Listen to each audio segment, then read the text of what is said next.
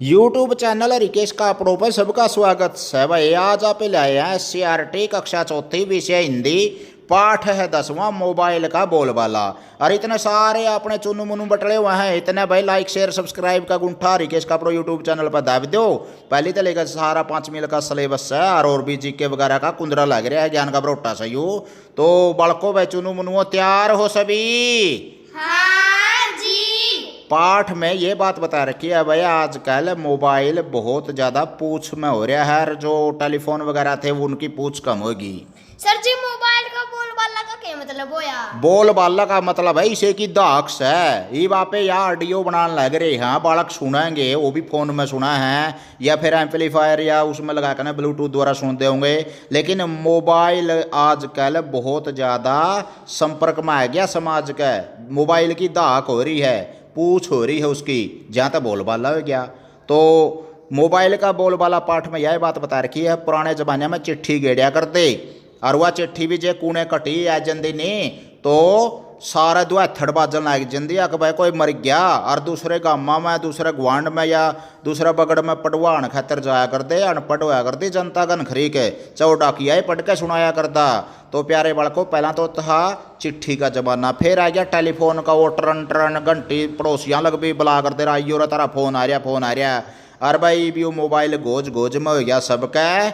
न्यूए नहीं बेरा पड़ता आदमी हंस है कि रोआ है, किस गल्ला बतलावा है कि यू पागल हो रहा है, सियाना है, जो भी देखो भाई। तो बहुत दिनों से ड्राइंग रूम के कोने पर पड़ा पड़ा मोबाइल बोर हो रहा है। आज वह बहुत उदास है, अब उसे कोई नहीं पूछता, ना ही उससे कोई फोन करता है। तभी मिस्टर शर्मा ने आकर अपने मोबाइल उसी टेलीफोन के पास रख दिया। अब भाई देखो, टेलीफोन और मोबाइल की बातचीत चल पड़ी। मैं तो रोल करूँगा मोबाइल का और मेरी बेटी पायल रोल करेगी टेलीफोन का। इब देखो या टेलीफोन जड़तुआ में केक हुआ है, मोबाइल ते दोरे दोरे दरे हुए हैं। मन ही मन में दिखने में चूहे जैसा, ना मूछ ना पूंछ, फिर भी इसकी इतनी पूछ। चल दूर हट मुझसे, आकर बैठ गया मेरे पास। तेरी औकात ही क्या है मेरे सामने? मोबाइल चौंक कर देखते हुए हैं, क्या हुआ भाई? मैंने तो तुम्हें कुछ कहा भी नहीं, तुम गुस्सा क्यों हो रहे हो? मुझसे कोई गलती हो गई क्या? मैं माफी चाहता हूँ। गुस्सा ना करूं तो क्या करूं? पता है जब से तुम आए हो हमारी कोई पूछ नहीं रही। सब तुम्हें अपनी छाती से लगाए घूमते, हर समय तुम्हें अपने पास रखते, एक क्षण के लिए भी तुम्हारी जुदाई नहीं सहन कर सकते। टेलीफोन भैया, ये तो बताओ इसमें मेरा क्या कसूर है? बताओ मैं तुम्हारे लिए क्या कर सकता हूँ? तुम जो कहोगे मैं करूँगा। तुम क्या करोगे? अब तो तुम्हारे नए नए रूप बाजार में आ रहे हैं, चारों ओर तुम्हारी ही धूम मची हुई है। देख नहीं रहे मेरा हाल? मेरे सुंदर से मुखड़े पर धूल जमी पड़ी है, अब मुझे कोई साफ भी नहीं करता। भाई नाराज मत होइए, तुम तो मेरे बड़े भाई हो, कभी न कभी तो तुम्हें बूढ़ा होना ही था। इसमें गुस्सा होने की क्या बात है? एक ना एक दिन तो यह होना ही था।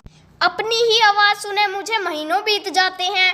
पहले तो मेरी मालकिन मेरी इतना सेवा करती थी, क्या मजाल की थोड़ी सी भी मिट्टी मेरे सलोने मुख पर गिर जाए, मैं दिन भर गुनगुनाता रहता था मधुर और मीठी आवाज में। बात तुम्हारी बिल्कुल सच है, पर तुम्हारे विचार आज के जमाने से मेल नहीं खाते।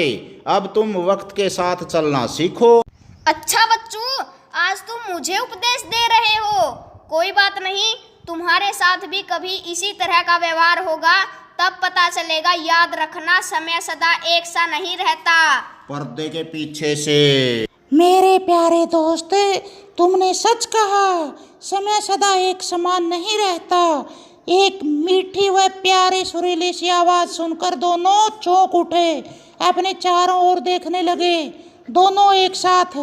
अरे यह आवाज तो दादी के बक्से में से आ रही है। दोनों बक्सा खोलते हैं तो वहां पर पड़ी बहुत पुरानी चिट्ठी को देखकर चौंक जाते हैं। चिट्ठी। मेरे प्यारे, ट्रिंग ट्रिंग जो स्थिति आज तुम्हारी है उसे मैंने भी भुगता है, अफसोस जता रही हूँ मैं। टेलीफोन। वह कैसे? चिट्ठी। हाय क्या दिन थे जब मेरे अंदर गुलाब की पत्तियां रखकर अपने प्रियजन को भेजते थे। बार बार मुझे खोलकर पढ़ा जाता था। यदि मुझे पहुंचने में कुछ देरी हो जाती थी तो लोगों की बेचैनी बढ़ जाती थी। पर तुम जब से आए हो लोग लिखना ही भूल गए, सब तुम पर ही गिटर पिटर करने लगे हैं। मोबाइल दिलासा देते हुए, चिट्ठी बहन निराश मत हो, ये तो समय का हेर फेर है, सभी के दिन फिरते रहते हैं। चिट्ठी। यही तो मैं कहती हूँ भैया, तुम्हारे आने पर टेलीफोन भाई को दुख नहीं मनाना चाहिए बल्कि खुशी खुशी आपका स्वागत करना चाहिए। दुनिया में बदलाव होते रहते हैं, पता नहीं कल क्या नई खोज हो जाए और तुम्हारा भी हमारे जैसा हाल हो जाए। मोबाइल। तुम सच कह रही हो। अब जो नए मोबाइल आ रहे हैं उसमें बात करने वाले व सुनने वाले एक दूसरे को देख भी सकते हैं। चिट्ठी मुस्कुराते हुए, हा, इसलिए मैं तो यही कहती हूँ जो मिल जाए, जितना मिल जाए उसी में खुश रहना सीखो। मोबाइल और चिट्ठी की बातें सुनकर टेलीफोन ने अपनी स्थिति को समझा और मुस्कुराकर दोनों को गले लगा लिया। जैसे ही गले मिले तो मोबाइल पर रिंगटोन बज उठी। जिंदगी एक सफर है सुहाना, यहाँ कल क्या हो किसने जाना। तीनों संगीत का आनंद लेने लगे। सुरेखा शर्मा द्वारा ये लेख था भाई। तो प्यारे बालकों देखो, टेम बदलते होने आड़ नहीं लगती। जो कोई बालक है वो जवान भी होगा, जवान है तो वो बूढ़ा भी होगा, तो समय आनी जानी है। आपन जवान या बचपन किसी भी चीज पर घमंड नहीं करना चाहिए। सबने बूढ़ा होकर एक दिन माटी में मिलना है। या मनुष्य जीवन पर भी लागू है बात है, और या और भी वस्तुओं पर। तो भाई विज्ञान का जमाना है। पहला चिट्ठियाँ की भी वैल्यू होया करती, फिर टेलीफोन की, मोबाइल भी ढल के आने लग गए। ये तो वीडियो कॉलिंग और बिरानी के चल रही है 9G 7G। दूसरे देशों का तो घाटा है को नहीं। चलो जो भी है, जमाना परिवर्तनशील है, नए नए परिवर्तन हैं। कुछ इनके फायदे भी हैं, कुछ नुकसान भी हैं। विज्ञान की बहुत सी देन भी है, वरदान भी है विज्ञान, और अभिशाप भी है। उसका दुरुपयोग करा तो अभिशाप है और सदुपयोग करा तो उसका फायदा भी है। तो भाई बहुत अच्छा बोला बच्चों। और आपने चिट्ठी का, मोबाइल का, जो टेलीफोन का रोल देखा, पापा बेटिया ने रोल करया, और चिट्ठी का मन आवाज बदल कर करया। आगे थे भाई, अभ्यास और करांगे। देखो बड़को, आइए शब्दों के अर्थ जाने। आइए शब्दों के अर्थ जाने। कसूर मैंने क्यों है रहा? गलती। और दिलासा मैंने? तसल्ली। नाराज मैंने? गुस्सा। बेचैनी मैंने? घबराहट। वक्त। समय। सलोने। सुंदर। क्षण। पल। सफर। यात्रा। सुहाना। अच्छा लगना। पिछले तेज बोले भाई। ये पाठ से है भाई। किसने किसके बारे में कहा? ना मूछ ना पूछ, फिर भी इसकी इतनी पूछ। टेलीफोन ने मोबाइल के बारे में कहा। टेलीफोन ने मोबाइल के बारे में कहा था, जड़दन ने कहा था। तुम जब से आए हो लोग लिखना ही भूल गए हैं। चिट्ठी ने मोबाइल के बारे में कहा। चिट्ठी ने कहा था। चिट्ठी और टेलीफोन की दशा एक जैसी क्यों है? क्योंकि अब मोबाइल आ गया है और चिट्ठी या टेलीफोन का इस्तेमाल बिल्कुल कम हो गया है। भाई जिस चीज का प्रयोग कम होगा वहाँ तो कूड़े में धरे जाओगे, भी धूड़े जामेंगे उनके ऊपर। तो भी आगे देखो भाई, मोबाइल हमारे लिए किस प्रकार उपयोगी है? मोबाइल से हम जो चाहे जिससे चाहे बात कर सकते हैं। मोबाइल से हल्का होता है, उससे बोझ नहीं लगता। मोबाइल हल्का भी हुआ है भाई, पोर्टेबल हुआ है, एक जगह से दूसरी जगह भी ले जाने में आसानी हुआ है। जी करे जड़ियाँ भी मिला लिया, बात कर लिया, अपने रिश्तेदारों तक जानकारों तक बात कर लिया। और भाई इसके वैसे भी फायदे हैं कि जैसे यूट्यूब चैनल पर ज्ञान बढ़न लग रहा है। देखो घर बैठे बैठे पढ़न लग रहे हैं बालक, या क्लास में बैठे बैठे। एक टाइम पर अध्यापक नहीं हो तो हरिकेश का अपना यूट्यूब चैनल तो सही, और नहीं तो भाई आगे है। आजकल के मोबाइल फ़ोन में कौन कौन सी सुविधाएं होती हैं, लिखें। SMS, ईमेल, इंटरनेट और भी कई तरह के सुविधाएं होती हैं। भाई फेसबुक, यूट्यूब या व्हाट्सएप पे बहुत सी एप्लीकेशन हैं, और SMS इंटरनेट के द्वारा हम एक दूसरे से जुड़े रहते हैं। आपकी बात है टेलीफोन, मोबाइल और चिट्ठी में आपकी पसंद कौन सी है और क्यों? मेरी पसंद मोबाइल है क्योंकि हम जब चाहें किसी से बात कर सकते हैं। जब चाहो जब भी बात कर सका भाई। टेलीफोन का कड़े ठाएँ फिर वो गल्ला गला है। और चिट्ठी है, चिट्ठी तो भाई को साल 6 महीने में गेड़िया कर दे उसके वैसे एक बार आएगी अटकड़ा तो बेरा ही नहीं, निर्जीव चीज़ है वो तो एक किस्म कह रही है। तो सजीव उबर का भाई आमो शामी बैठे हैं एक तरह से पेटा हाबर जो है बात करके। टेलीफोन, मोबाइल या चिट्ठी में से आपके घर में किसका प्रयोग सबसे अधिक होता है और क्यों? हमारे घर में मोबाइल का प्रयोग सबसे ज्यादा होता है क्योंकि यह समय की मांग है। समय की मांग है भाई, मोबाइल है आगे की आगे हो सका यू भी रद्द हो जाए। इसी चीज़ है जे के बेरा को उंगलिए में पैर लिया रूसे में किरा के तक हो जाए भाई। कल्पना कर सका ही बे कुछ नहीं, जमाना बहुत तेज जा रहा है चांद पे। आगे देखो भाई पाठ से आगे, इस पाठ में आपने मोबाइल, टेलीफोन और चिट्ठी की बातचीत को पढ़ा है। रबड़, पेंसिल, कॉपी, पेन, मेज, कुर्सी आपस में क्या क्या बात करते होंगे अपनी कल्पना से बताएं। जैसे ये कहता होगा भाई रबड़ नमस्ते पेन, ये कहा है भाई पेन नमस्ते कॉपी। भैया तो कॉपी और पेन की आपसी में बातचीत है। फिर ये कहा है कॉपी कैसे हो? अच्छा हूँ। फिर कॉपी के पूछ दोगी तुम कैसे हो? मैं भी अच्छा हूँ। कोरोना का कारण डरदे भीतर बढ़ रहा सूँ। आगे देखो भाई आजकल के मोबाइल फ़ोन में कौन कौन सी सुविधाएं होती हैं पता लगाएं। आजकल मोबाइल में इंटरनेट, ईमेल, फेसबुक आदि चीजों की सुविधाएं होती हैं। आपने पढ़ा है कि समय के साथ साथ नई नई चीज़ों की खोज होती रहती है और लोग पुरानी चीज़ों का उपयोग कम कर देते हैं। घर के बड़े बुजुर्गों से पता करके ऐसी चीज़ों की सूची बनाएं जिन्हें आजकल प्रयोग में नहीं लाया जाता या जिनका उपयोग कम हो गया है। उनका स्थान लेने वाली वस्तुओं के नाम भी लिखें। तो नंबर 1, 2, 3, 4, 5 लिख रखे हैं भाई। पुरानी चीज़ थी काला सफ़ेद टीवी, अब नई चीज़ क्या आएगी रंगीन टीवी। इसी तरह और पुरानी चीज़ क्या थी भाई? मटका था। और आजकल क्या आ गया? फ्रीज ने ले ली उसकी जगह। ठंडा पानी की बोतल फ्रीज में धर हर गट गट गट पी जाए, ऊपर तक गर्मी पसीने में और ऊपर तो फिर वो ठंडा पानी ये ले गर्म सरदर फिर सो डाल के रोग। तो फ्रीज तो एक किस्म से दूसरी बीमारी है एक तरह से घर में। आगे देखो भाई और क्या उसका है? चिट्ठी पत्री पुरानी चीज होया कर दी। आजकल है मोबाइल आगे हैं गट गट कुइया तो अमेरिका में बतला लो 1 मिनट के भीतर। आगे भाई साइकिल होया कर दे, कलका घोड़ा बोलिया कर दे अंग्रेजा का टाइम पर तो। और एक्सरसाइज हो जाती सारा शरीर की।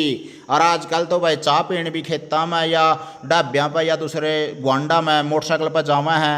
घूमने खातर भी सवेरे मोटरसाइकिल चाहिए, कर लो सैर सपाटे बना लो सेहत। आगे चारपाई होया करती आजकल यहाँ डबल बेड या गद्दे आएगे शरीर हुए फूल जो है पड़े पड़े। आगे घोड़ा गाड़ी होया करती टप टप टप तंग में रो सफर कराया करते। आजकल कार बस आएगी है, नई नई चीज़ आएगी भाई। तो देखो परिवर्तनशील जमाना है। चलो समय के साथ साथ विज्ञान की चीज़ों का स्वागत भी है, लेकिन ज़्यादा से ज़्यादा उनका दुरुपयोग करेंगे तो उसके लिए क्या होगा? अपना शरीर को और अपने लिए नुकसानदायक होगा। शिक्षक की सहायता से कक्षा में इस पाठ को अभिनय द्वारा प्रस्तुत करें। तो प्यारे बालकों अपना अपना एक चिट्ठी बने जो, एक मोबाइल बने जो और एक बने जो टेलीफोन है। तो अपना अपना अभिनय कर सको हो, कोई दिक्कत नहीं है। भाषा के ऊपर अधिकार बढ़ेगा, शब्द भंडार बढ़ेगा और अपना दिल खुलेगा। तो अपने कक्षा में प्रस्तुति दे दो। अपने अपने जो भी सारा हरियाणा में बैठे हो जिस भी क्लास में। भाषा की बात है, दिन का उल्टा रात तथा सुख का उल्टा दुख होता है। पाठ में आए निम्नलिखित शब्दों के उल्टे अर्थ वाले यानी कि विलोम शब्द लिखें। तो विपरीतार्थी शब्द बताने हैं भाई। बहुत का विपरीतार्थी क्या होगा है? कम। उदास का उल्टा? खुश। और भाई साफ का उल्टा? गंदा। बूढ़ा का विलोम है? जवान। दोस्त का विपरीत है? दुश्मन। कल का विलोम है? आज। ले भाई हमने तो जमा ढूंढे ठहर रखे हैं जवाब देने के। बहुत बढ़िया भाई। की खाया करो हो रहा सारा? बादाम काजू दूध निकड़ू। ठीक से भाई तो बहुत बढ़िया। आगे देखो पढ़ें समझें और लिखें। पाठ में हेर फेर गिटर पिटर आदि शब्दों के जोड़े आए हैं। ऐसे ही जोड़े वाले कुछ और शब्द लिखें। कूड़ा कचरा, कम ज्यादा, हंसना रोना, हाँ, चढ़ना उतरना, आहो, कल आज, बहुत बढ़िया, बाहर भीतर, शाबाश, ऊपर ऊपर नीचे। ऊपर नीचे भी होगा, शाबाश, बहुत बढ़िया भाई। उपयुक्त शब्द छांट कर रिक्त स्थान भरें। एक खाना में शब्द दे रखे हैं भाई कुछ, सुंदर, औकात, समय, सफर, धूल, समान, मेरे, कल, और इनसे 4 वाक्य दे रखे हैं, इनमें भरने हैं, फिट करने हैं जिसे सार्थक वाक्य बन जाए। तेरी खालिस्तान ही क्या है खालिस्तान सामने, तेरी औकात ही क्या है मेरे सामने, तेरी औकात ही क्या है मेरे सामने। मेरे खालिस्तान से मुखड़े पर खालिस्तान जमी है, मेरे सुंदर मुखड़े पर धूल जमी है। तुमने सच कहा खालिस्तान सदा एक नहीं रहता, तुमने सच कहा समय सदा एक समान नहीं रहता। जिंदगी खालिस्तान है सुहाना, यहाँ खालिस्तान क्या हो किसने जाना। जिंदगी एक सफर है सुहाना, यहाँ कल क्या हो किसने जाना। बहुत बढ़िया भाई, शाबाश, वेरी गुड। अपने लिए तालियां बजाओ, शाबाश। आगे देखो, गुरु नानक कुछ और पढ़े में है भाई। हमारे जो एक सिख धर्म है, हमारा भारत विभिन्न धर्मों का देश है, और उसमें पहले गुरु थे सिख धर्म के संस्थापक गुरु नानक देव जी। उनके जीवन के बारे में कुछ बातें पता करते हैं प्यारे बच्चों, बहुत शिक्षा मिलेगी उनकी जीवनी से। गुरु नानक का जन्म पंजाब के तलवंडी नामक स्थान पर हुआ था। उनके पिता का नाम कालू राम मेहता और माँ का नाम तृप्ता था। बचपन से ही नानक शांत स्वभाव के थे। जब दूसरे बालक उछलते कूदते, नानक किसी कोने में बैठकर सोचते रहते। उनका मन सांसारिक कार्यों में नहीं लगता था। एक बार मेहता जी ने कुछ रुपए देकर नानक को व्यापार करने भेजा। नानक ने वह धन भूखे लोगों को भोजन खिलाने में खर्च कर दिया। उनके पिता को बहुत दुख हुआ। जब वह नाराज हुए तब नानक ने भोलेपन से उत्तर दिया, बाबूजी, भूखे लोगों के लिए भोजन खरीदने पर मैंने धन खर्च कर दिया है। इससे बढ़िया सौदा और क्या हो सकता है। इतने छोटे से बालक के मुंह से गहन ज्ञान की बातें सुनकर लोग चकित रह गए। एक बार गुरुजी अपने शिष्यों के साथ एक गांव में पहुँचे। उस गांव के लोगों का व्यवहार अच्छा नहीं था। वहाँ से चलते समय गुरुजी ने कहा, बसे रहो। चलते चलते अगले गांव पहुँचे, जहाँ लोगों ने उनका बहुत आदर सत्कार किया।